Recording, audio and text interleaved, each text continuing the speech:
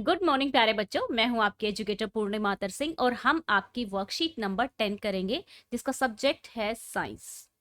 Class आपकी 8th है और ये डेट है 19th अगस्त की।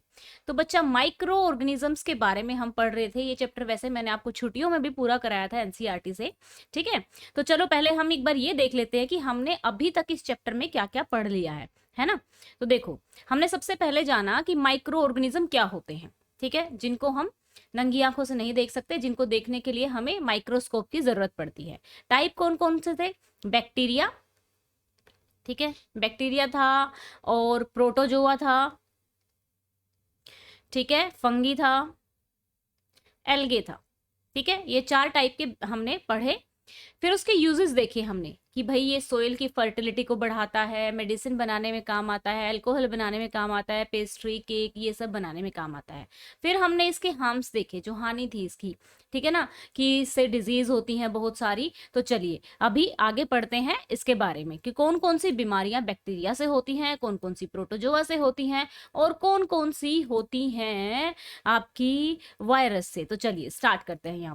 यहाँ पे देखो, you have known by that microorganism are very small which can only see by the help of microscope. These microorganism जो होते हैं एक इन्फेक्टेड पर्सन से हेल्दी पर्सन के अंदर चले जाते हैं। कैसे चले जाते हैं? एयर के थ्रू, वाटर के थ्रू, ब्रीथ सांस लेने के थ्रू, या फिर एक दूसरे के साथ हाथ मिलाते हैं, गले लगते हैं, तब चले जाते हैं। Today we will learn about diseases. हम उन डिजीजेस के बारे में जानेंगे, उन बीमारियों के बारे में जानेंगे जो माइक्रो ऑर्गेनिज्म से होती हैं। ठीक है ना, in human and animal, disease causing micro organism in human being. तो यहाँ पे देखो, प्रोटोजोआ जो है उससे मलेरिया होता है, प्रोटोजोआ से मलेरिया होता है। बैक्टीरिया से ट्यूबरक्लोसिस, कोलरा और टाइफाइड होता है। ये चीजें याद होनी चाहिए, क्योंकि जब आपका असेसमेंट होगा या फिर मैं आपसे क्विज कराऊंगी तो मैं ऐसे ही पूछ सकती हूँ इनमें से कौन सी बीमारी प्रोटोजोआ से होती है, कौन सी वायरस से होती है।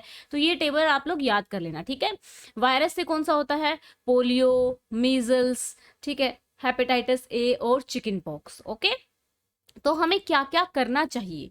ठीक है, मलेरिया मच्छरों से होता है, तो हमें क्या क्या करना चाहिए? हमें अपनी सराउंडिंग्स को क्लीन रखना चाहिए। ठीक है, खुले में हमें शौच नहीं करना चाहिए।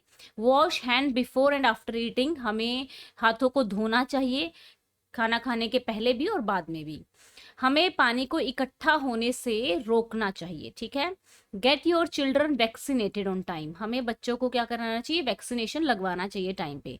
Keep a napkin on the mouth while coughing, खांसते वक्त हमें क्या करना चाहिए? नैपकिन को अपने मुंह पर रखना चाहिए। अब एक ऐसी बीमारी है जो ह्यूमंस में भी होती है और एनिमल्स में भी होती है। ठीक है, वो एंथ्रेक्स होती है। ठीक है, उसका नाम क्या है? एंथ्रेक्स है, और वो बैक्टीरिया से होती है, और उस बैक्टीरिया का नाम क्या है? Bacillus anthracis. ठीक है, तो चलिए ये क्वेश्चंस आ गए आपके। और इसको फर्स्ट टाइम किसने डिस्कवर किया था? रॉबर्ट कोच ने। किसने डिस्कवर किया था? रॉबर्ट कोच ने। तो बच्चा देखो, बैक्टीरिया, यहाँ से चलते हैं। लैक्टोबैसिलस तो सबको पता है कि भाई ये दही जमाने के काम आता है ना, सभी को पता है ना। फिर बात करते हैं यीस्ट, भी सभी को पता है कि शुगर से क्या बनाता है? अल्कोहल बनाता है, और ब्रेड वगैरह, केक वगैरह, पेस्ट्रीज वगैरह बनाने के काम आता है। प्रोटोजोआ से हमारा क्या होता है? मलेरिया होता है। ठीक है, वाई यहाँ पे देखेंगे, बैक्टीरिया से हमारा क्या होता है? कोलरा होता है। और फिर एक ही बच गया हमारा, वायरस से चिक होता है। ठीक है ना, write any 2 ways to prevent malaria. तो अब हमें 2 तरीके लिखने हैं जिससे कि हम मलेरिया से बच सकते हैं। तो चलिए लिख देते हैं 2 तरीके। ठीक है, यहाँ पे आ जाते हैं हम क्वेश्चन आंसर करने के लिए, यहाँ पे आ जाइए। ठीक है, तो कीप योर सराउंडिंग क्लीन, ठीक है, and wash hand before and after eating, आपको वॉश करना है हैंड्स को बिफोर और आफ्टर ईटिंग। ठीक है, तो ये 3 पॉइंट लिखे हैं, आप कोई भी 2 लिख सकते हैं। ठीक है ना, यहाँ से आंसर हटा देते हैं ये वाला।